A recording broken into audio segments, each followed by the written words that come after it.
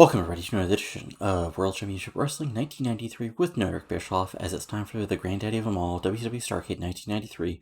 Yeah, somehow I timed both my series that their Starrcades were on top of each other, I don't know. Anyway, we're at Starrcade, we're in Charlotte, North Carolina, we've got 18,000 people for a big show, so let's get rolling. We start with our opening video, focusing on Ric Flair versus Arn Anderson, the Sting versus Brian Pillman, and of course Cactus Jack versus Sid for the WCW Heavyweight Title. And then you move on to our opening match, which is in a good match. Scorpio and Simmons defeated Eaton and Benoit in 13-20 when Too Cold Scorpio pinned Bobby Eaton with Scorpio Splash, and Scorpio and Simmons win the WCW World Tag Team titles. This gets a 75, which is a lot better than I expected. Simmons gets a 73, Too Cold Scorpio gets a 62, Chris Benoit gets a 76, and Bobby Eaton gets a 69. Really good match, just an all-out, New Japan style, cruiserweight style match. Simmons gets into their power moves, Eaton and Benoit work well together, Scorpio high flies around, but Ian Scorpio is able to hit the Scorpio Splash on Eaton after Simmons hits a big power slam, and there we go. And of course, Scorpio and Simmons raise the roof and celebrate their newly won tag team titles to a 56. On to the next show of the night, which is basically the most least built. It's basically a way to get both these guys both on the show, as they both had great heat and good wrestling. Barry Windham defeated Johnny B. Bad in 12:44 by pinfall to superplex. Just a straight head clean win for Windham, as he's just that much of a better wrestler than Bad. This gets a 69. Nothing special, but still a solid match. Windham gets a 73. Johnny B. Bad gets a 58. And then Barry Windham celebrates afterwards to a 74. So, not the end of the world or anything, but still just sort of a show. Then in a bout that had fantastic heat and good wrestling, Rick Rude defeated Tsunami 11:07 by pinfall to Rude Awakening. This gets 78. I imagine this is just a straight out fight. Tsunami tries to use his power moves and his quickness for his size. Rude fight back with his brawling and cheating. And in the end, Rude's just a little bit better. He's able to get out of the way with a big avalanche splash, hit the Rude Awakening, and get the pinfall victory right in the middle of the ring. Rude gets a 76. Tsunami gets 68. Overall, the match gets a 78, like I said. And then Rude and Shelley celebrate afterward to a 72. Then about the fantastic heat and great wrestling, Steve Austin defeated Ricky Steamboat in 14:42 by underhanded tactics. This gets an 82. So, great back and forth match. Both these guys are great workers. Steamboat has his chops and forearms and arm drags, hits the flying crossbody even early in the match, but Austin is able to kick out. Austin fights back, hits a stun done, but Steamboat is able to get out of it. And in the end, it happens with Steamboat. Basically, Austin rolls through a crossbody from Steamboat, holds the tights, and gets a pinfall victory. So this gets an 82. Like I said, Steamboat gets an 85. Austin gets a 70. And then Austin celebrates afterwards, gets a 70 himself. And then, basically, in about that fantastic heat, Big Van Vader defeated Road Warrior Hawk in 10:26 by pinfall the Vader Salt, pulling out the big moves here at Starrcade. This gets a 79. So what happens here is basically these guys just wall up the crap out of each other. This is a big, again, main event, mid-90s New Japan style match. These guys both wrestle New Japan, just throwing bombs, trading big moves, big lariats, big clotheslines. At the end, Vader's that much better. He hits the power bomb. He hits the Vader Splash, but then he goes up that much more, and it's the huge Vader Salt to get the big pinfall victory right in the middle of the ring. This gets a 79. Hawk gets a 66. Vader gets an 86 because he's freaking Vader. Not enough selling, and of course, lack of psychology, but still got a 79, so, not the end of the world. And Vader celebrates afterwards to a 73. Then in our sort of, I want to say, crowd pleaser match, this is, not quite, a comedy match, but this is basically, Regal playing, not exactly the chicken shit heel, but the, I don't know, the total selling heel, total Memphis Southern type, just stooging heel, just getting his ass kicked by Slaughter the whole match. He cheats back a little bit, he hits Walp's title belt, he walps him with the British flag, he goes after the American flag. Of course, Slaughter gets upset at that, but in the end, Slaughter locks on the Cobra Crutch and wins the United States Heavyweight Title, and all had great heat and good wrestling, which about makes sense, which gets a 71. Steven Regal gets a 62. Sergeant Slaughter gets a 69. Nice. And yeah, this gets a 71. And then post-match, Slaughter celebrating gets a 70. The moment I signed Slaughter, that was the match that was going to happen at Starrcade, and that's the finish it was going to be. Obviously, Slaughter is like basically near retirement at this point, so like he's not going to be like a long-term fixture here, but like he's going to do what he needs to do, and then maybe he'll slip in the same backstage role he fell into in real life. Then we have sort of a big moment as Missy Hyatt comes down to the ringside, and she comes across who else at in the front row, none other than Ted DiBiase. Big crowd pop.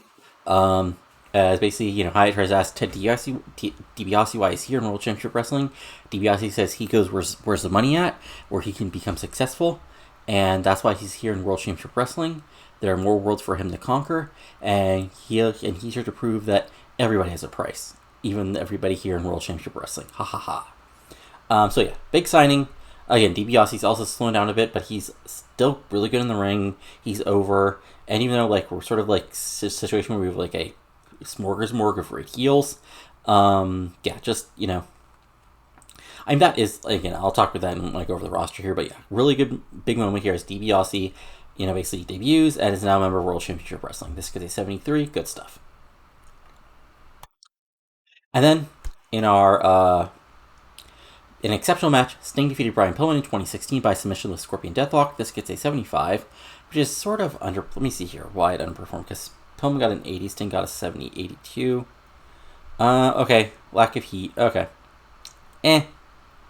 Anyway, again, this is a just all-out match for the whole thing. Like, this is just two guys with a ton of energy, just going after each other. Like, plenty of big moves. Sting hitting his big slinger splashes, hitting his military presses slamming, no selling Pillman a bit. Pillman coming back with just like cheating, but his own home flying, his brawling, going after Sting's leg, and they're just going after each other a lot. But again, Sting's just still that much better still because he's still a franchise, and he's able to lock in the Scorpion Deathlock and get Pillman to submit. And Sting celebrating afterwards gets a 74. And now we're really getting out of the nitty-gritty as time for the third match from the top.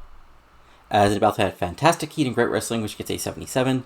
The British Bulldog defeats Dustin Rhodes in 1449 by running Power Slam, and the British Bulldog wins the WCW International World Title. So again, just a typical US Pro style match. Bulldog in the end cheats to gain the advantage, and not quite like a title belt wop, but basically the ring, not the ring apron, but the turnbuckle gets exposed. Bulldog's able to drop Rhodes onto it. That gets Rhodes a bloody and gives him a woozy enough. Bulldog's able to slap him, get him onto his shoulder, hit the running power slam right in the middle of the ring, and get the 1-2-3 victory to win the International World Title. Afterwards, Bulldog celebrates to a 73. Now time for the semi-main event. As in Charlotte, Ric Flair defeats Arn Anderson in 24-47 by pinfall. This gets an 88. Arn gets an 86. Ric Flair gets a 91. So this is insane back and forth match. Just guys putting everything out there. Ric Flair is not really cheating. He hits something off the top again because he's a babyface. But in the end, the dirtiest player in the game proves he's still the smartest player in the game. As near the end, both guys are exhausted.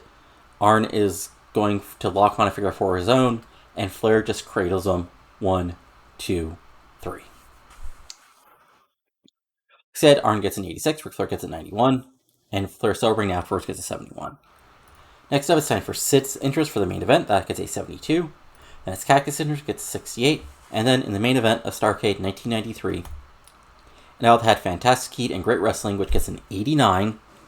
Jesus. Cactus Jack defeats Sid Vicious in 1419 by pinfall, the double arm DDT. So this is just a story match. This is just a story match. Sid using his power, Cactus never saying die, punching out a power bomb, blocking the power bomb, hitting a big backdrop even on Sid, and just brawling, fighting, and just hitting him with just enough to keep him from taking Sid down. Sid even hits the big choke slam, but Cactus is able to kick out. But then Cactus is able to hit his wild clothesline to the outside, hit a pile driver on the outside on the mats because it's still WCW 1993. But then roll in Sid, who's still actually getting up, and then hit the double arm DDT and get the 1, 2, 3. 89. a lot better than, like, I actually expected the whole semi-main to be better than the main event, but I still risk it, but just insane thing. And then Cactus celebrates to a 78. We finish things to a 90. Okay. And then it's time to make some speeches. So actually, Cactus and Sid, since you had a great match in the main event, and yeah, actually, and Vader, because you were actually in a match another match that I was surprised was better than it was. So there we go. And now we're going to just do all the urine stuff. So we'll go through the awards real quick, the Power 500, see if anything interesting happened with that. We'll see what wacky stuff happened with the awards because we only had 9 months to work with. And then we'll go through our roster, and then, that'll be the video. So lots of fun with the end of the year processing here. Team of the year. Corey Macklin, the king. Okay, that'll be something that only about maybe 2% of people watch this who also listen to Between the Sheets will get.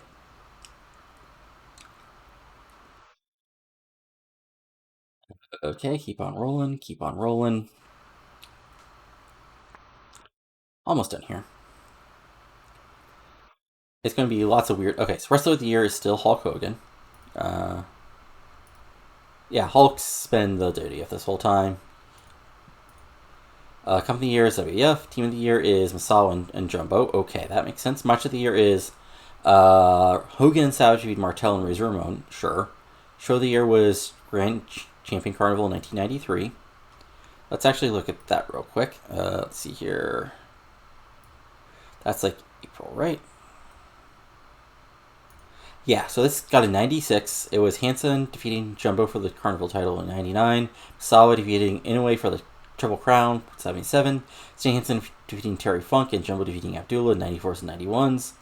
And then in the quarterfinal, Abdullah defeating Roger Kimura, Stan Hansen defeating Giant Baba, Jumbo defeating Dory Funk Jr. at random 98, and Terry Funk defeating Juna Izmuda. Interesting.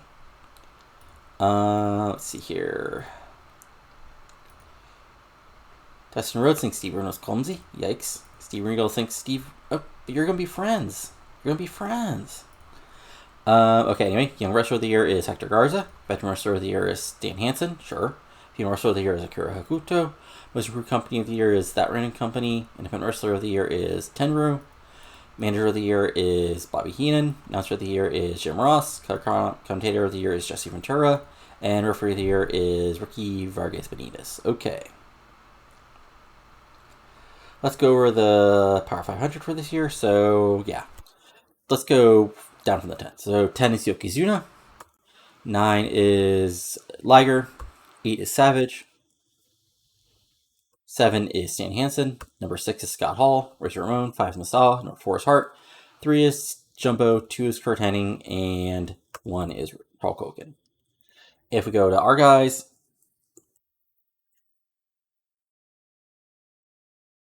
so 40 is Flair. 46 is Steamboat. 48 is DiBiase. That's mostly for his WDF work. 53 is Arn. 75 is Pillman. 76 is Slaughter. Again, that's mostly his WDF work. 78 is Austin. And 79 is Tsunami, aka John Tenta. 85 is Wyndham. 91 is Sting. Again, a lot of this is because I'm actually putting people in squash matches. 93 is Davey Boy. 104 is Sid. 106 is Hawk. 123 is Vader. Again, that's in part because of his UWF work. 131 is Eaton. 163 is Dustin. 172 is Cactus. 205 is Rick Rude. 210 is Benoit. 217 is Ron Simmons. 243 is Johnny B. Bad. 248 is One Man Gang. 254 is Scorpio. 256 is Marty Jannetty. 285 is RVD. That's mostly All Japan. 320 is JW Storm, of all things. 346 is Shane Douglas. 347 is Steven Regal. 379 is Terry Taylor. That's mostly WWF. 385 is Jacques Rougeau. 398 is Brad Armstrong.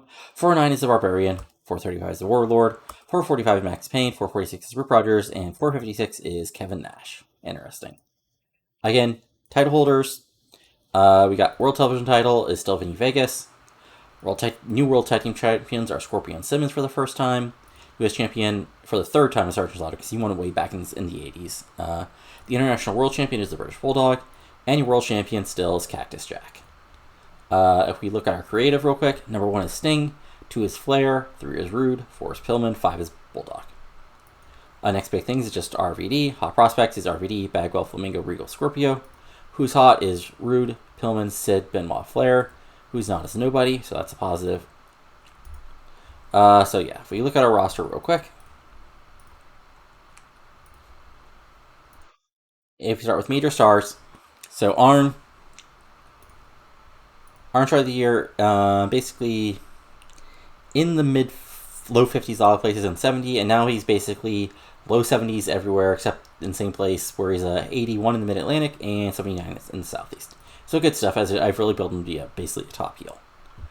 Barry Windham, if we look at him, yeah, he's been built basically to low 60s or low to mid 70s basically everywhere.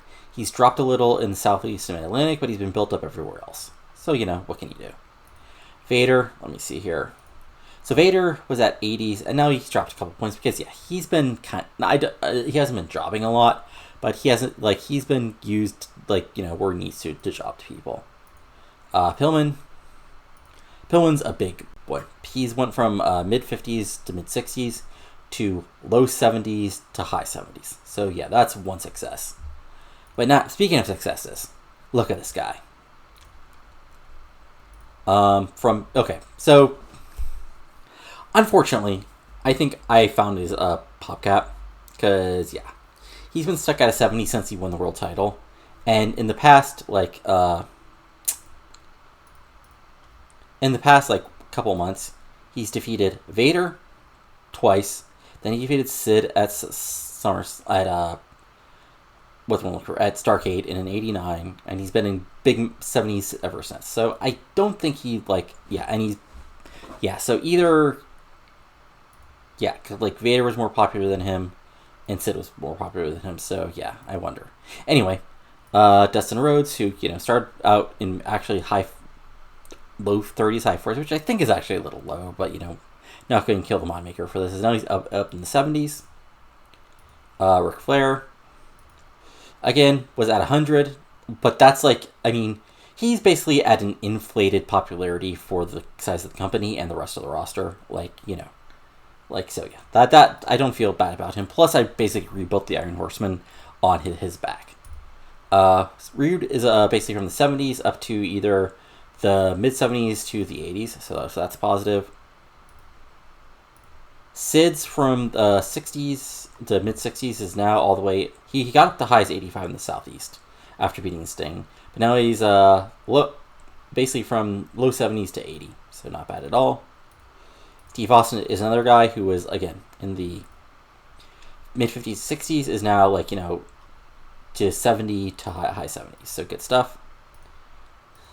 Sting, honestly, I don't want to say I screwed him up because he's still about as popular as he was when he started, but he sort of he hung around in that title feud with Sid.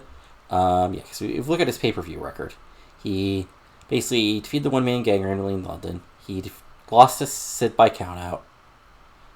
He went to double DQ with Sid at Beach Blast. He was part of a 6-man against Sting at Clash of the Champions. Sid beat him at Fall Brawl. And then at Havoc, he got changed to versus the Blonde, which set up the Sting match. So not the end of the world, but not the best year for the old Stinger. And then Bulldog's actually one of our better ones. He went from low 70s to high 70s to 80. So good stuff. I actually feel good about remaking the main event here. Chris Benoit went from basically a nobody in the 20s to low 60s, and I didn't push him I think a lot of people would. Didn't over push him. He's just been in if I go to just us, let's see here.